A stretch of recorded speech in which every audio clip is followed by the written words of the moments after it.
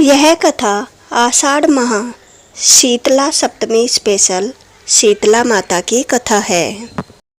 चतुर्भुजा शीतला देवी के हाथों में एक शीतल जल कलश, झाड़ू, नीम के पत्ते और अभय मुद्रा धारण किए हुए हैं। आज हम जानेंगे माता शीतला कैसे अवतरित हुई थी और माता शीतला ने सभी देवी देवताओं एवं मनुष्यों को जवरासुर के प्रभाव से कैसे बचाया था। ब्रह्मदेव समेत आदि देवी देवता पराशक्ति को प्रसन्न करने के लिए एक देव यज्ञ कर रहे थे। हे देव, इस यज्ञ को करने के लिए यथोचित स्थान कहाँ मिलेगा? हे देवी वाणी, यह यज्ञ देवी आदि पराशक्ति के आदेश पर नदी किनारे नीम के वृक्ष के नीचे किया जाएगा।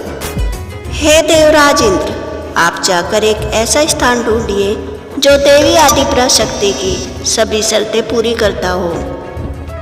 देवराज इंद्र जाकर एक ऐसा ही स्थान ढूंढते हैं और सभी देवी देवता उस स्थान पर पहुंच जाते हैं। तांबे के हवन कुंड के अंदर अग्नि को जलाया जाता है। तिर देवी तिर मूर्ति की आज्ञा पर ब्रह्मदेव यज्ञ शुरू करते हैं।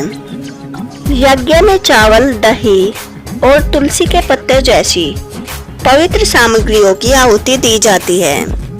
परंतु तभी आकाश से गुजरती हुई राक्षसों की टोली उस यज्ञ को देख लेती है। हे भ्राता, अब ये देवता कौन सा षड्यंत्र रच रहे हैं?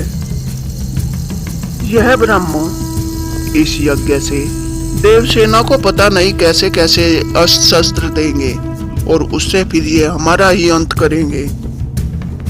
और सभी असुर ध्यान से सुनते हैं और उन्हें यज्ञ में होने वाले मंत्रों के उच्चारण सुनाई पड़ते हैं। ओम आदि सिद्धे नमः। ओम ह्रीं श्रीं क्लीं आदि सिद्धे नमः। हे भ्राता, ये तो आदि पराशक्ति को प्रसन्न करने के लिए यज्ञ कर रहे हैं। अगर देवी प्रसन्न हो गई फिर तो इन्हें पता नहीं कैसे कैसे वरदान दे देगी। फिर तो हमारा अंत निश्चित है। अनुज, तुम डरो मत। देवी आदि पराशक्ति को गलतियां बिल्कुल भी पसंद नहीं है। अब दूर दूर जाकर सबसे अशुद्ध चीजें जो तुम ला सकते हो वे लाकर इस यज्ञ में डाल दो। फिर देखो, आदि पराशक्ति इन देवों पर क्रोधित होकर इनका अंत कर देगी। उसके पश्चात असुर रक्त, मांस और अशुद्ध चीजें ला लाकर यज्ञ कुंड में डालने लगते हैं। यज्ञ भंग हो जाता है और यज्ञ की अग्नि अपवित्र हो जाती है। हे ब्रह्मदेव, ये क्या हो रहा है? ये हमारा यज्ञ कैसे भंग हो गया? और तभी यज्ञ कुंड में एक विस्फोट होता है और यज्ञ की अग्नि एक राक्षस में बदल जाती है। कौन हो तुम और हमारे यज्ञ कुंड में से कैसे प्रकट हुए? मैं हूँ जवरासुर। और जवरासुर अपनी अग्नि भरे श्वास देवताओं पर फूंक देता है और सभी देवी देवता जवर से पीड़ित हो जाते हैं। हे ब्रह्मदेव, हे देवी सरस्वती, ये कैसी असहनीय पीड़ा है? हे माता वाणी, आपके तो स्वर मात्र से सृष्टि पवित्र हो जाती है। आप हमारी पीड़ा दूर कर दीजिए। हे देवताओ, इस जवर से तो मैं भी पीड़ित हूँ। यह कोई मानसिक अशुद्धि या फिर मांत्रिक शक्ति नहीं है। यह तो प्राकृतिक अशुद्धि और बीमारी है। मैं इसका निवारण नहीं कर सकती। और जवरासुर वहां से उड़कर चला जाता है। जवरासुर के प्रकट होते ही सारी नदियां सूखने लगती है। सभी मनुष्य जवर से तड़पने लगते हैं। चेचक की बीमारी हर जगह फैलने लगती है। मनुष्य हो या देवता, कोई भी जवरासुर के प्रकोप से नहीं बचता। सारे लोग जवरासुर के प्रभाव से तपने लगते हैं। यह तो अति सरल था। इन देवी देवताओं को मनुष्यों को बीमार करना कितना आसान था। नहीं नहीं, महान जबरासुर को इससे भी बड़ी चुनौती चाहिए। किसको बीमार करूं अब मैं? हाँ, ये मनुष्य दिन रात विष्णु की पूजा करते हैं। अगर मैं विष्णु को ही बीमार कर दूं, तो इनकी सारी आशाएं खत्म हो जाएगी। और जबरासुर उड़कर वैकुंठ पहुंच जाता है। भगवान विष्णु योग निद्रा में लीन थे। जबरासुर को वहां देखकर माता लक्ष्मी उसके समक्ष खड़ी हो जाती है। हे दानव, वहीं पर रुक जाओ। अगर तुमने मेरे स्वामी को हानि पहुंचाने का प्रयास किया तो तुम्हें मेरा प्रकोप सहना पड़ेगा। लक्ष्मी, तुम मेरा क्या बिगाड़ोगी? हे श्री देवी, तुम तो धन हो। धन और समृद्धि मेरा बिगाड़ ही क्या सकती है? मुझको कम मत समझो जबरासुर। जिस दिन तुमसे शरीर उठ जाती है, उसी दिन तुम्हारा काल का चक्र चलने लगता है। मैं देवी हूँ, इसलिए तुम मुझे कम समझ रहे हो। यह मेरा श्राप है, तुम्हारा अंत एक देवी ही करेगी। जबरासुर माता लक्ष्मी की तरफ ध्यान न देते हुए भगवान विष्णु पर अपने श्वास फूंक देता है और अंतर्ध्यान हो जाता है। भगवान विष्णु तेज बुखार से तपने लगते हैं। योग निद्रा में होने के बावजूद वे पीड़ा में कहते हैं, लक्ष्मी, हे प्रिय, तुम कहाँ हो? हे स्वामी, आप चिंता मत कीजिए, शीघ्र ही मैं आपकी पीड़ा दूर कर दूंगी। और माता लक्ष्मी ब्रह्मदेव और देवी सरस्वती के निकट प्रकट होती है। प्रणाम ब्रह्मदेव, प्रणाम देवी सरस्वती। इस जबरासुर ने तो आतंक फैला दिया है। मेरे स्वामी पर भी इसका प्रभाव पड़ गया है। मेरे स्वामी, जिनके मुख पर हमेशा मुस्कान रहती है, इस समय वे भी पीड़ा से तड़प रहे हैं। हे देवी, यह जबरासुर तो अति शक्तिशाली है। इसने नारायण पर भी अपना प्रभाव डाल दिया। इसका अंत कौन करेगा? देवी आदि पराशक्ति करेगी।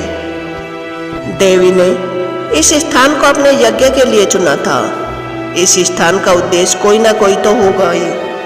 माता को अवश्य ज्ञात था कि असुर कोई ना कोई उत्पात तो जरूर मचाएंगे, इसलिए उन्होंने इस स्थान को चुना। इस स्थान का महत्व हो ही क्या सकता है? नीम के पेड़ के नीचे और नदी के किनारे। हे देवी, क्या देवी आदि पराशक्ति की दो ही शर्तें थी? नीम का वृक्ष और नदी? हाँ देवी, अवश्य ही उत्तर नीम के वृक्ष और नदी में ही छुपा है। नीम के वृक्ष की प्रकृति ऐसी होती है जो सारी अशुद्धियां दूर कर देती है, और नदी का शीतल जल सारे ताप को दूर कर सकता है। हमें इन दोनों का प्रयोग करके इस हवन कुंड को फिर से पवित्र कर देना चाहिए।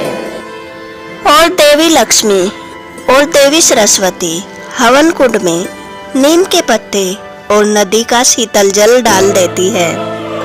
हवन कुंड की राख शीतल और पवित्र हो जाती है और वह राख आकाश में उड़कर एक ऊर्जा में बदल जाती है और देवी आदि पराशक्ति का एक अद्भुत रूप प्रकट होता है। देवी का एक युवा कन्या का रूप प्रकट होता है। शीतल सफेद त्वचा वाली, भगवा रंग के वस्त्र पहने हुए गलदब पर सवार देवी प्रकट होती है। चतुर्भुजा देवी के हाथ में शीतल जल का कलश, झाड़ू, नीम के पत्ते और अभय मुद्रा थी। देवी शीतला के पश्चात 6 देवियां प्रकट होती हैं। देवी फूल माता जो त्वचा पर दाने, चेचक और चकटों का अंत करती थी। देवी छामरिया जो कीट पतंगों से होने वाले रोगों का निवारण करती थी। देवी कोलरा माता जो पानी से होने वाली बीमारियों का निवारण करती थी। देवी बसंत माता जो खसरा से होने वाली बीमारियों का निवारण करती थी। देवी महामाया जो मानसिक रोगों का निवारण करती थी। देवी भीमा माता जो जप्ती और ऐंठन जैसे रोगों का निवारण करती थी। और ये सारी बहनें एक साथ कहलाई सप्त शीतला। और बाकी की 6 देवियां शीतला माता में जाकर समा जाती है। हे देवी, कृपा कीजिए, मेरे स्वामी ज्वर की पीड़ा से तड़प रहे हैं। हे माता, दया कीजिए और मेरे स्वामी की पीड़ा को दूर कर दीजिए। पुत्री लक्ष्मी, तुम चिंतित ना हो और अपने साथ मुझे अपने स्वामी के पास ले चलो। और माता लक्ष्मी शीतला माता को अपने साथ वैकुंठ लेकर चली जाती है। शीतला माता भगवान विष्णु के माथे पर नीम के पत्ते रखती है और उन्हें शीतल जल से स्नान करवाती है और अपनी झाड़ू से झाड़ती है। भगवान विष्णु एक क्षण में ही स्वस्थ हो जाते हैं।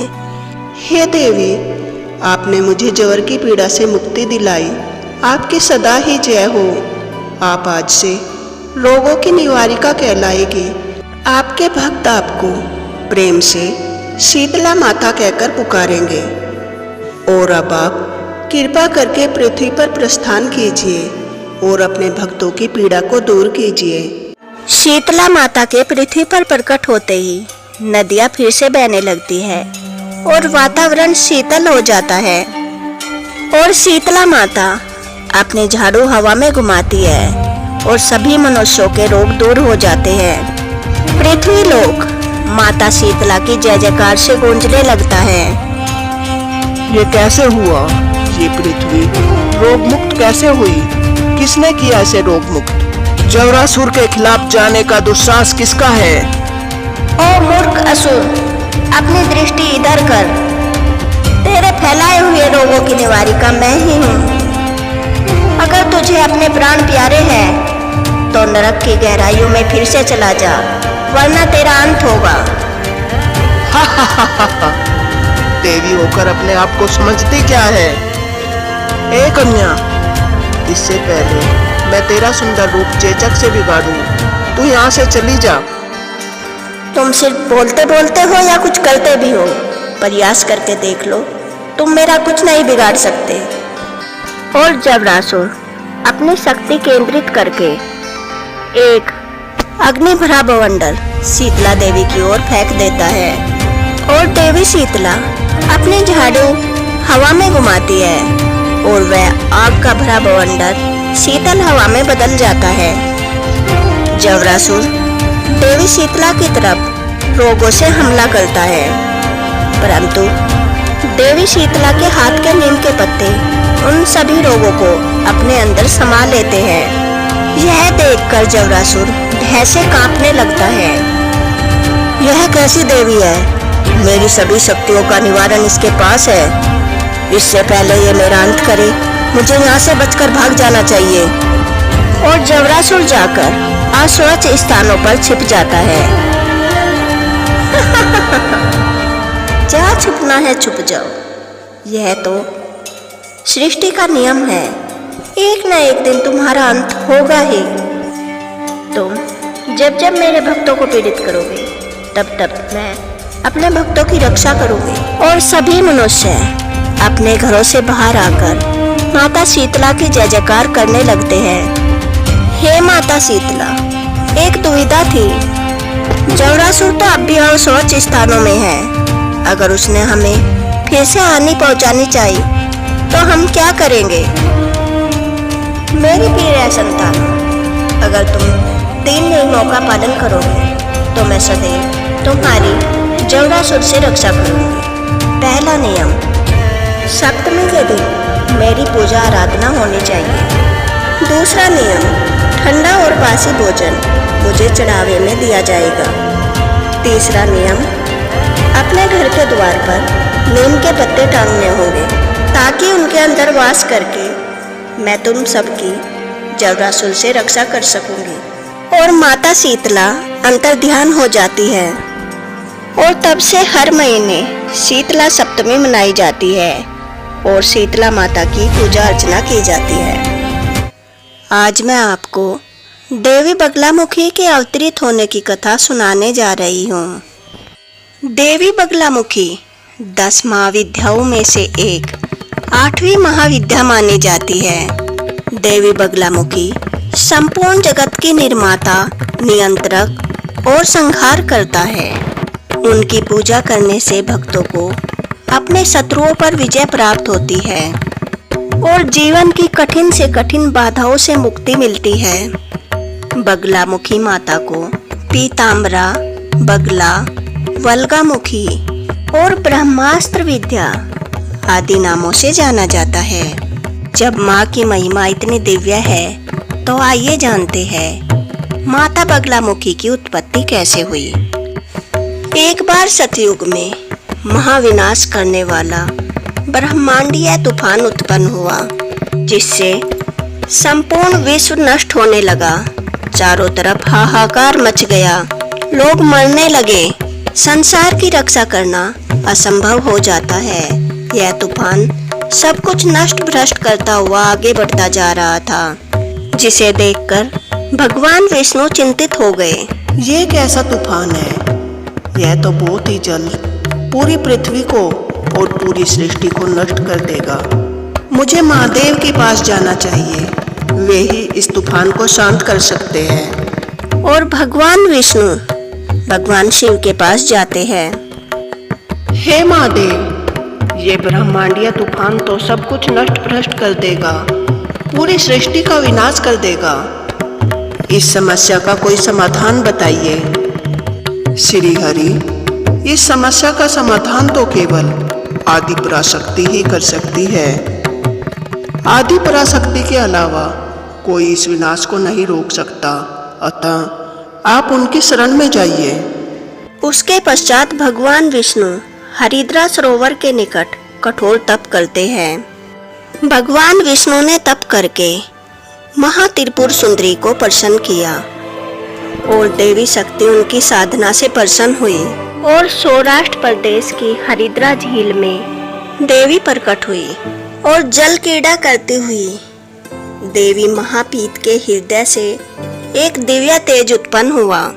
तब चतुर्दशी की रात्रि को देवी बगलामुखी अर्धरात्रि में प्रकट हुई। हे देवी, हे आदि पराशक्ति, आपकी सदैव ही जय जयकार हो। इस समय पूरा विश्व संकट में है। यह ब्रह्मांडीय तूफान पूरी सृष्टि का विनाश करता जा रहा है। आपके अलावा इस विनाश को कोई नहीं रोक सकता, इसलिए माता इस सृष्टि को विनाश से बचा लीजिए। त्रैलोक्य स्तंभ ने महाविद्या बगलामुखी ने प्रसन्न होकर भगवान विष्णु को इच्छित वर दिया और अपनी स्तंभना शक्ति से उस ब्रह्मांडीय तूफान को स्तंभ कर दिया। सभी देवी देवता देवी बगलामुखी का धन्यवाद करते हैं और उन्हें बारंबार प्रणाम करते हैं और देवी बगलामुखी आदि पराशक्ति में जाकर समा जाती है। अगर आपको देवी बगलामुखी की दूसरी कथा जाननी हो तो मेरे चैनल को सब्सक्राइब करें और वीडियो को लाइक करें। जय देवी बगलामुखी।